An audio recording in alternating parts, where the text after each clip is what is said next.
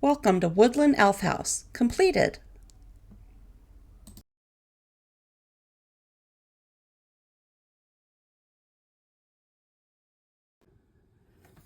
I had thought I might use some of this scrapbook paper which has a wood print on it. And I was thinking I might make planks or boards or something on the side of the house, but I've decided to go with the bark look. But once I had put this panel on here, the window kind of looks like it needs something to me. So I thought, well, maybe these little pieces of paper will work well. So what I've done is, what I really want is little pieces of log, but I tried to roll these and it's very difficult just to roll it directly. But if you roll in sort of a corkscrew fashion, it's much more possible. So I took a bone folder and just started kind of training a curl into the paper and just pulling it diagonally and from both sides so that the ends get it. And then a curl is much more easy to achieve. So it's kind of curling in this fashion, just over and over, like a curly Q. But I want each round to overlap the previous one and just cinch it down into a very thin, basically kind of a straw shape. So, okay, I've gotten this rolled fairly tight. I see there it's kind of crimping. It is hollow, so it's easy to crimp. You have to be gentle, but also somewhat firm to get it rolled. And then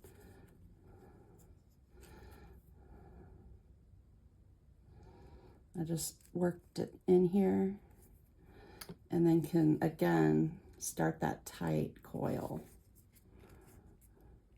I kind of want to work quickly before the glue dries completely. So then, after I get the beginnings started, I can reach in here with the glue and just add glue to this one edge. You see the glue is just on the edge there, and it's sort of haphazardly applied, honestly. Go back to curling. And I was holding this the whole time so that it could not come undone at the beginning. And there's, because it's a wood print, it looks like wood. But this little house is made mostly of paper, and I want it to stay in that medium. Okay, now we're at the end. So you can just apply that last bit of glue.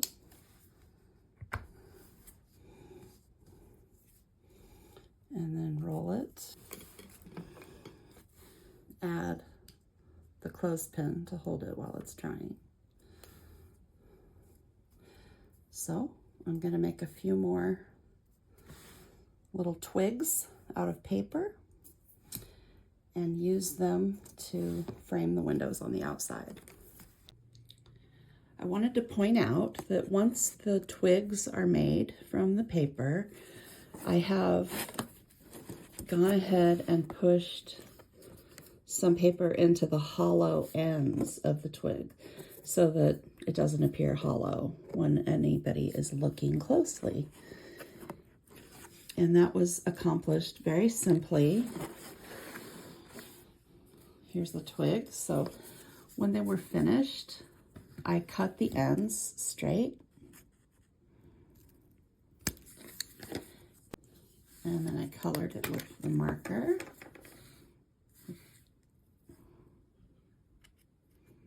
Just to cover that white cut edge. And sometimes even would color down in there like this. Just so that the white isn't evident. Then took a piece of the crumpled took a piece of this packaging paper, crumpled it.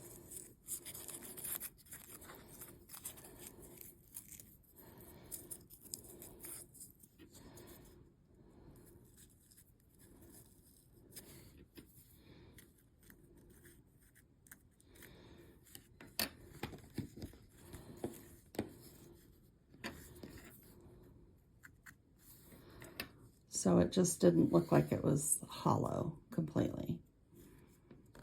And you can have a good view of that here on the end. You take a close look here. And I did that on all the twigs that are surrounding the windows.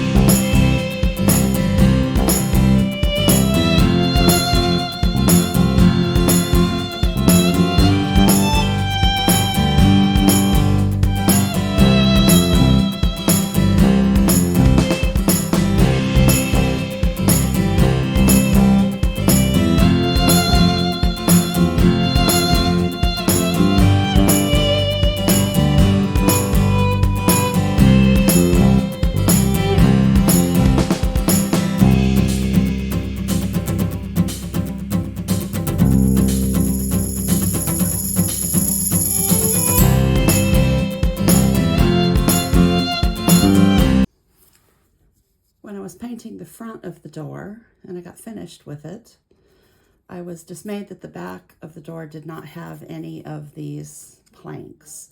So I took pieces of printer paper and made planks, stuck them on, and I also quilled a small door knob to go on the inside. So I'm going to go ahead and paint that.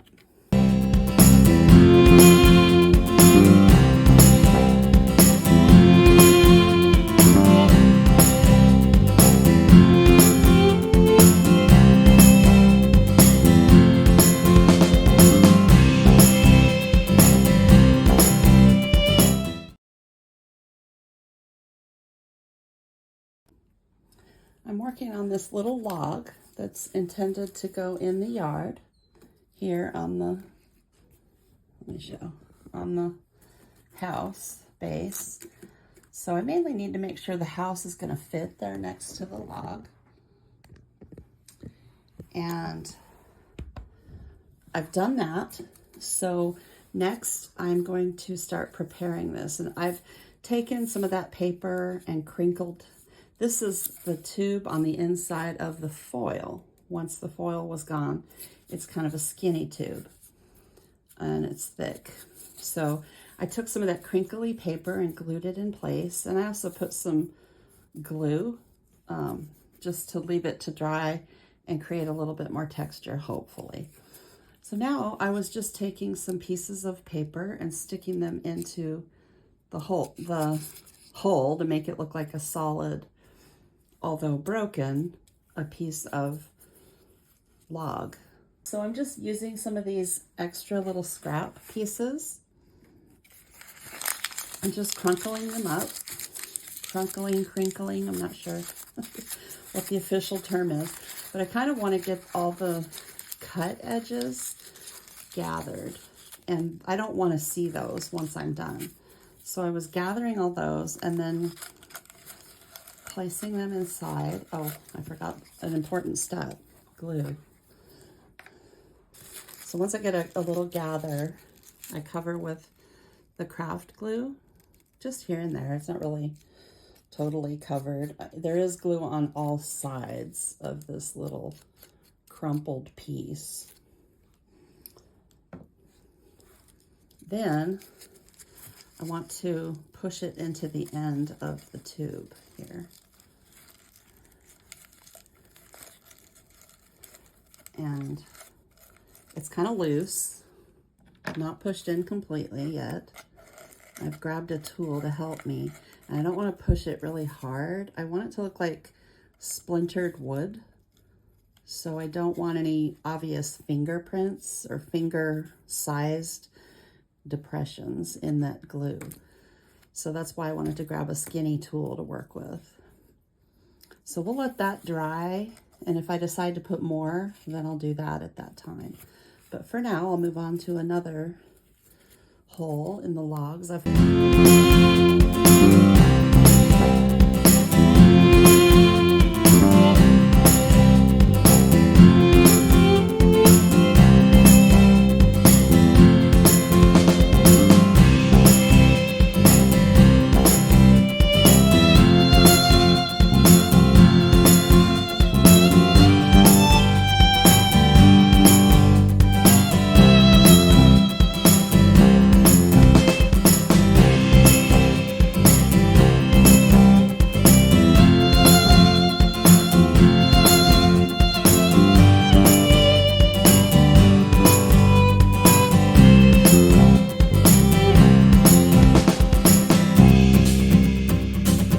Here I'm painting the log, and it's the same process that I used painting the bark siding, where I started with the black Mod Podge and then successively lighter shades of brown.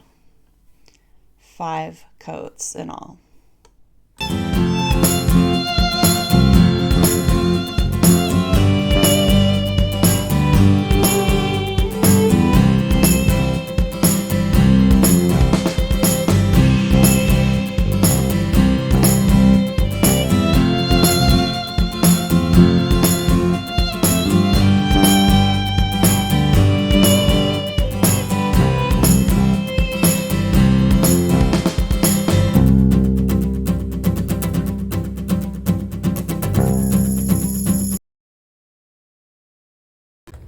Let's check with the expert. Yeah, he doesn't like it.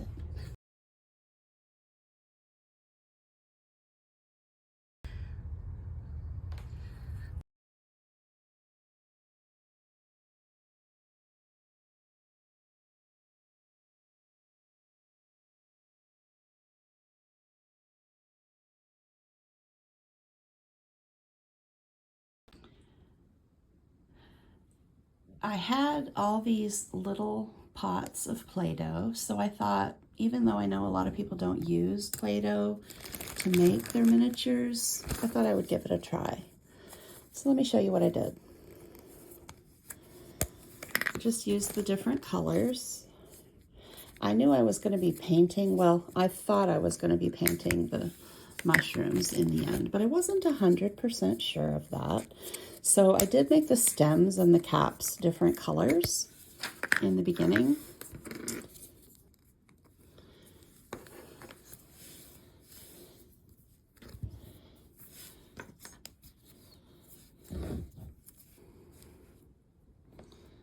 I just worked the clay to make a small stem of a mushroom, knowing I was going to be gluing them together later.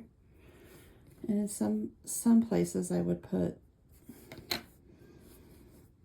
little cracks. I didn't want tool marks to be evident, so I would smooth those out.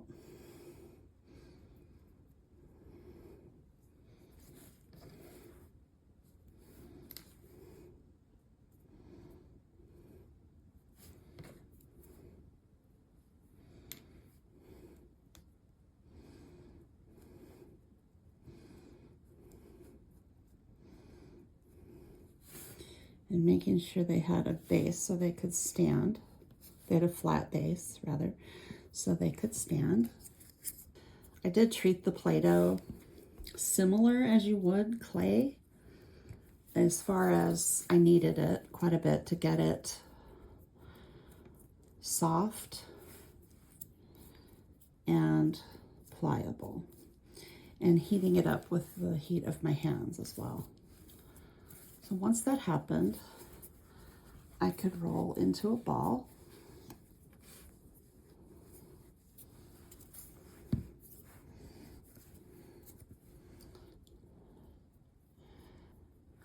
And some of them I wanted to make a small dome cap. So really just took a day, took an afternoon to make all of the mushroom caps. And they're different shapes. I did do a couple of different styles.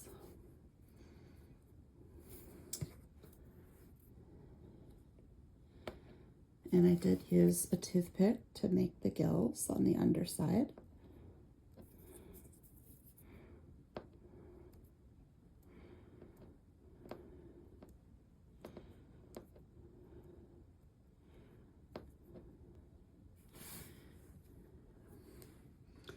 And I set these aside to dry for several days, at least a week to dry. And they're actually on, I set them on a piece of the lid of a metal tin, just so that I could move them all at once. That's really the only reason I put them on that. This is the tin. So I just set them here and had a whole bunch of pieces of mushrooms, all different colors and shapes and sizes. And after a couple days, I would turn this upside down so that it could continue drying on all sides. Make another one here, smaller one.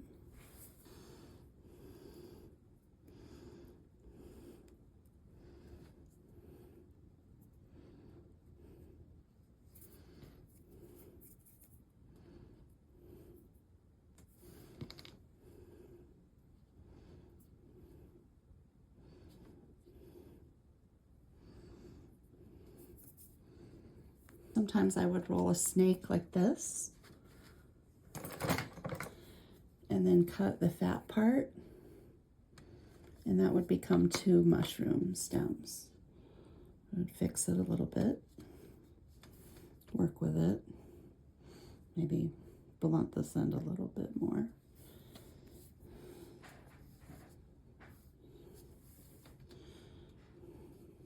Again, giving it a flat base. Then I would envision the mushroom together. I had an intended base for each cap when I made them.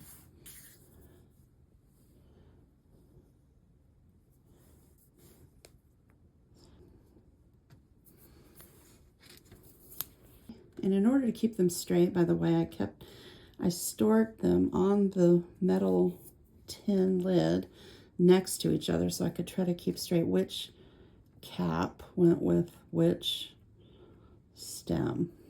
So once they've dried for at least a week, I coated each piece with Mod Podge and allowed that to dry fully. After that, I glued the mushroom stems to the mushroom caps using wood glue. Again, letting them dry fully. Then I painted each one with gesso, let them dry fully. Then I painted with white acrylic paint and other colors to make the mushrooms that you see that I came up with. And I had some Google images I had searched for that I could look at of actual woodland mushrooms, because I wanted to make some. Once I decided not to go with the Play-Doh colors, I decided I wanted them to look somewhat realistic. So I pulled up those images and I tried to emulate the designs that I saw using my own paints. And once all the paint was dry, I did give each mushroom another coat of the Mod Podge just to seal them again. So I don't know how long the mushrooms are going to last, but they are made of Play-Doh, except the mushroom table is a roll of paper. It is not made from the Play-Doh.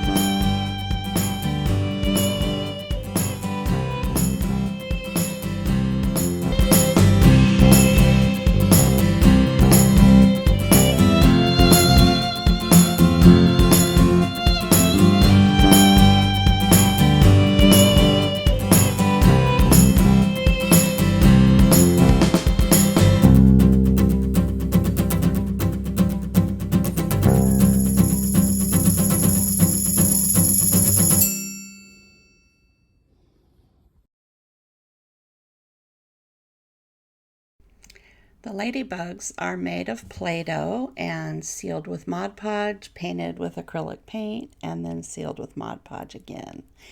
And they really like perching on top of window frames.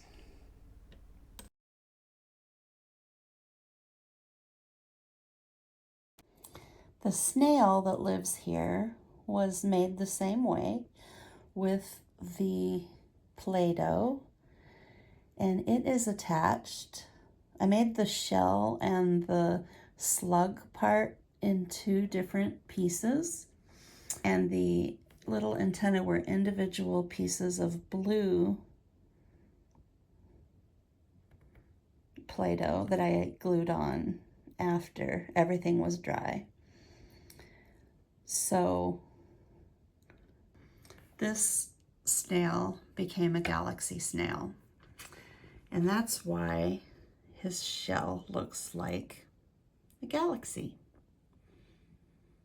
I just painted on some black and then some dabs of purple and blue and a little bit of pink, and then I did tiny little stars by dipping the sharp part of the pen into the paint.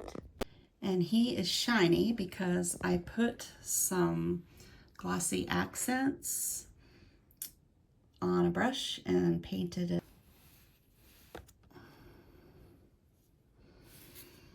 And he will remain shiny.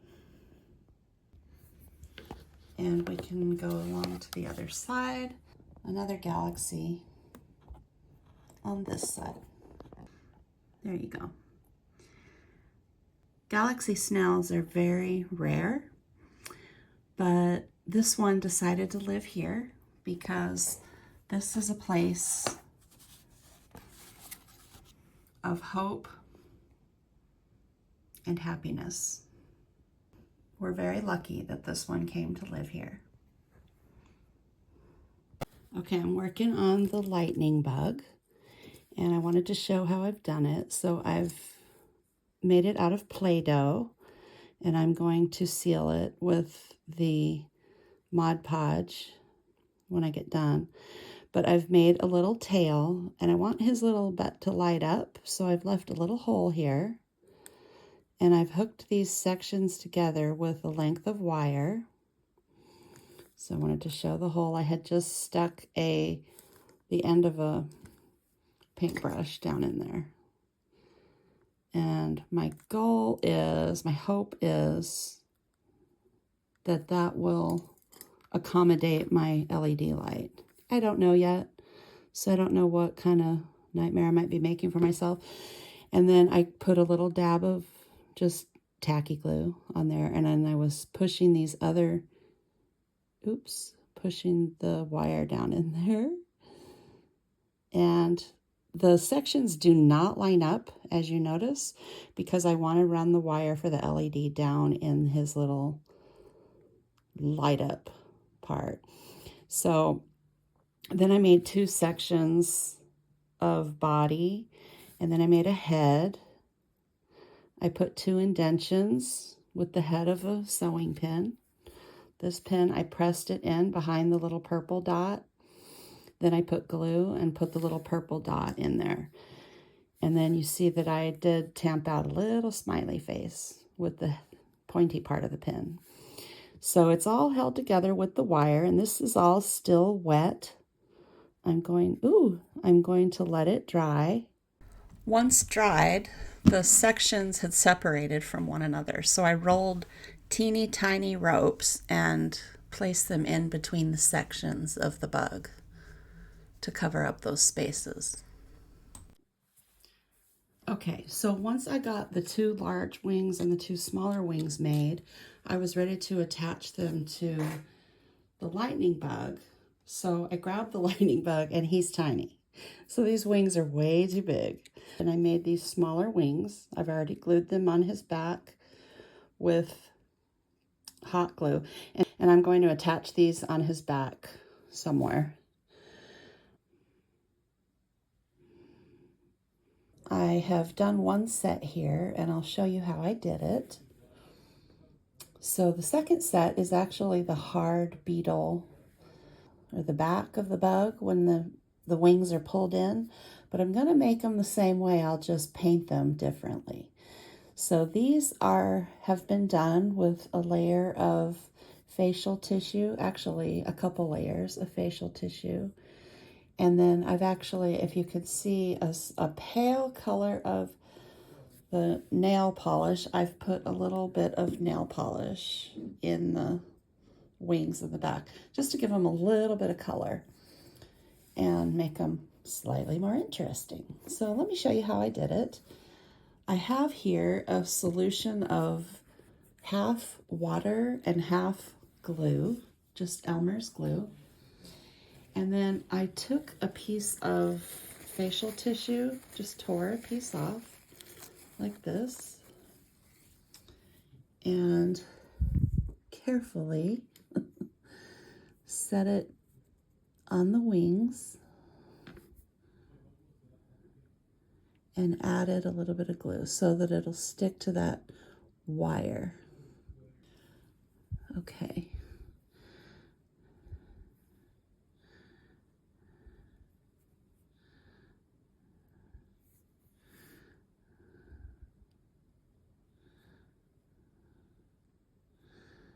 It looks like these are gonna touch each other. Well, maybe not. Maybe I can do that. Okay. So next, I'm gonna put a layer on the other side of the wire.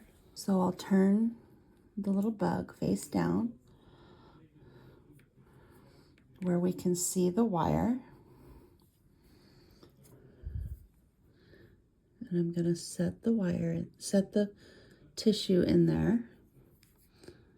Get a little bit of the glue mixture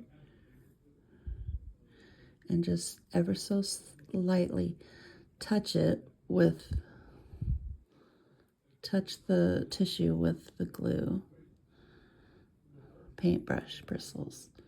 Now the other one.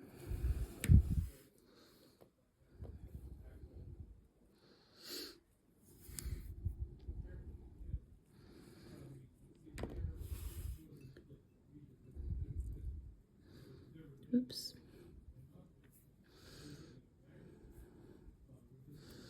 Try wetting it first.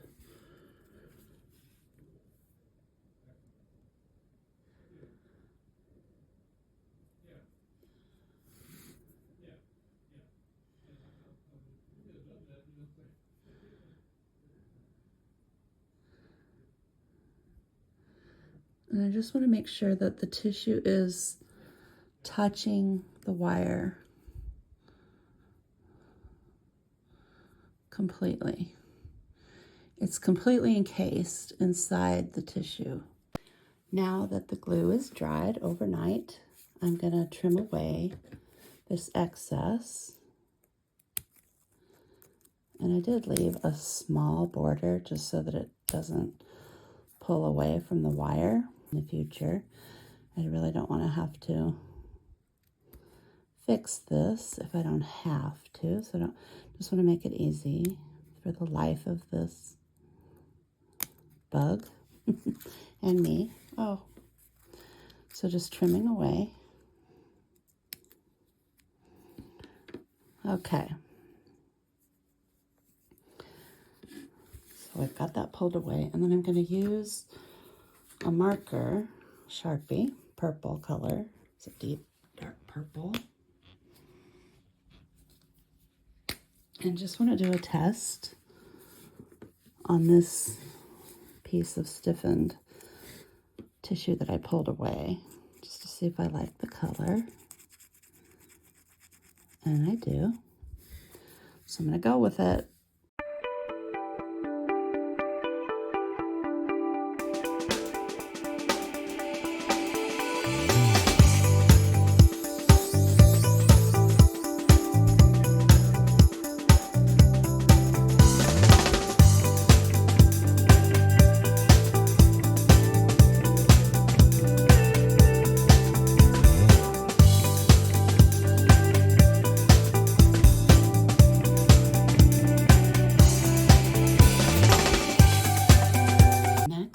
it's time to install him.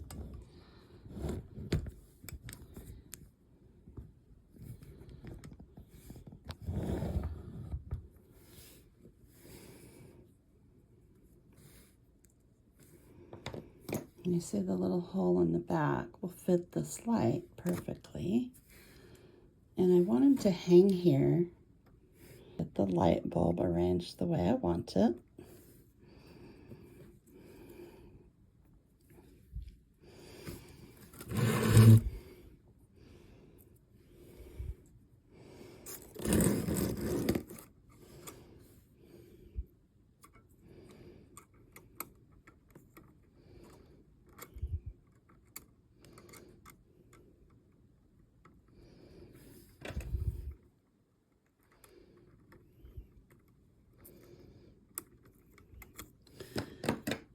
There we go. Now, I have to figure out how to get him to stay there. Okay, I've placed a small blue dot right here. Let me see if I can get you in focus. Right here on the limb. And the wire is attached to it. Now next, I'm going to take another of these small blue dots.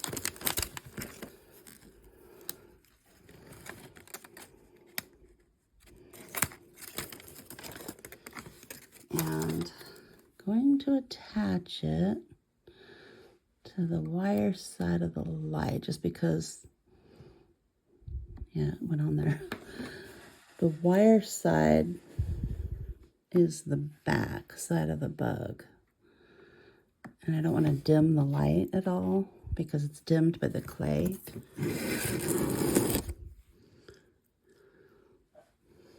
I'm going to fit him in there, fit this in there. Hopefully it'll stick.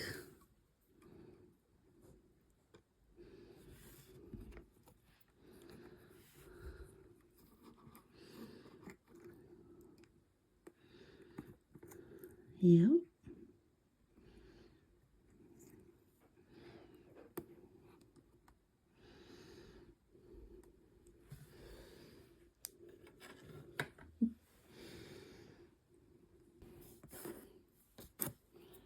I want to protect the bug from falling off and breaking.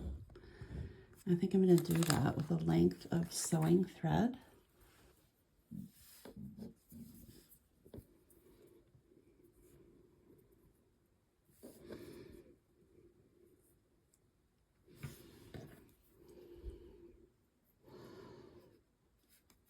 I'm going to turn it through there twice so that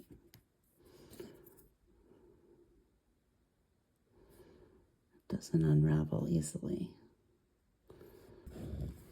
I'm going to just fit it below, just around the abdomen of the bug.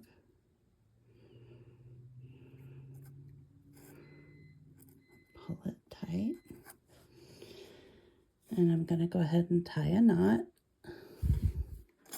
knowing that if I ever have to take this off in the future, I am going to have to replace this. But hopefully it does its job.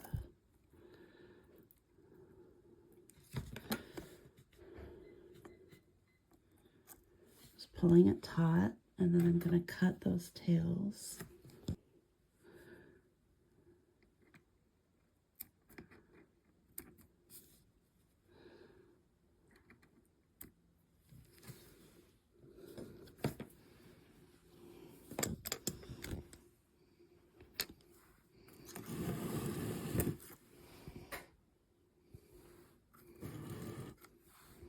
Happy greeting to the home.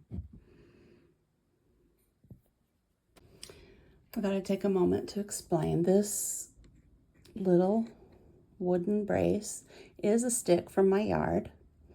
It's one of the few non-paper elements of this house.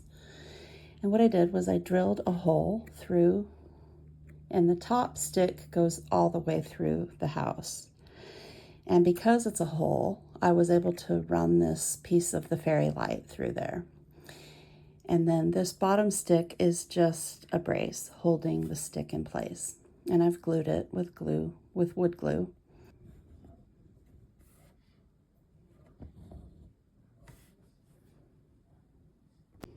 This guy needs antenna, so I'm gonna make those real quick.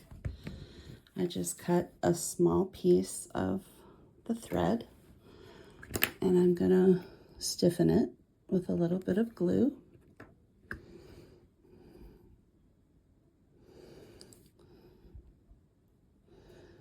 Just coating it fully.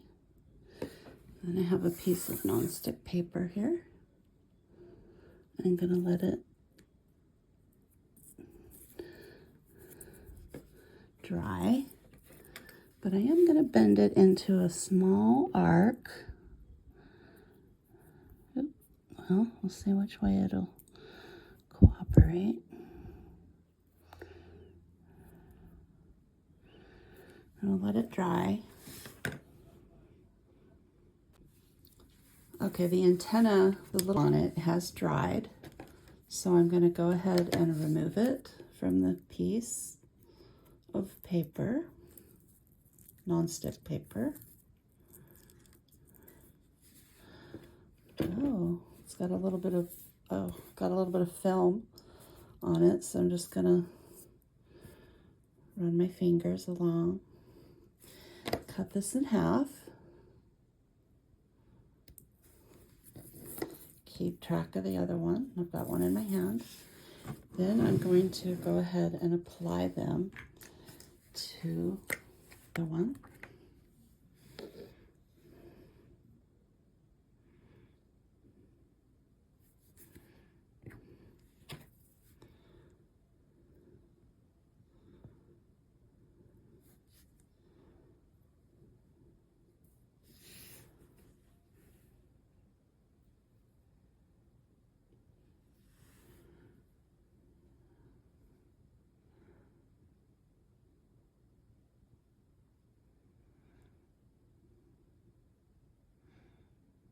I'm just going to let that dry. See a little piece of that excess glue. I'm going to wait till it dries and then I'll clean up his little antenna.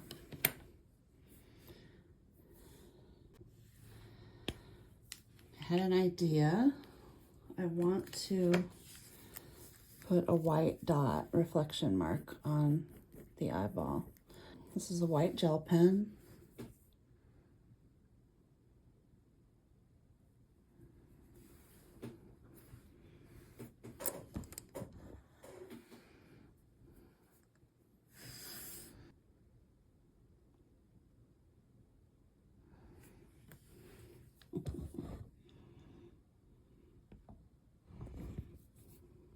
And this little metal coil was installed under the roofing to accommodate a magnetic butterfly. It's a plastic magnetic butterfly that I got off Amazon, and I painted the little body with nail polish to match the sparkle on the wings.